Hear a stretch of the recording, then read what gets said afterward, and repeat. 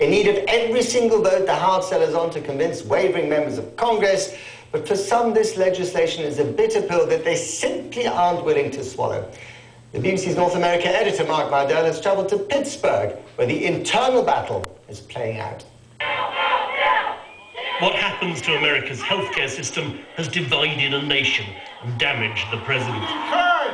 Now the long drawn-out fight is reaching a climax, and the outcome is critical for Obama's authority. So different, Democratic Congressman Jason Altmire tells me he still hasn't made up his mind how to vote. The biggest issue in American politics now hangs on what he and a handful of other Democrats decide. He's been called from the White House and even from Air Force One. The president has called, of course, he's called a lot of people on this.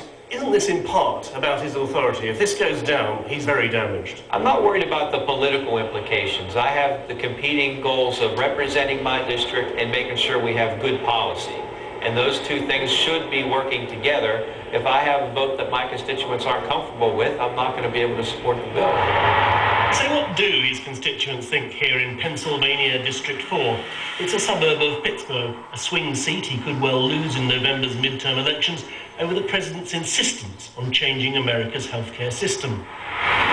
Dick's Diner on William Penn Highway, old friends meet across the political divide. He's a Democrat, she's a Republican. John Seco wants his congressman to vote for the bill, but he isn't that keen on it. I would say it's a garbage can of different ideas, some of which may be good but aren't toned out, others that are bad ideas, and it's all being delivered at once in order for the Democratic Party, my party, to look as though it can lead. Jill Cooper didn't vote for Obama, but says she expected better.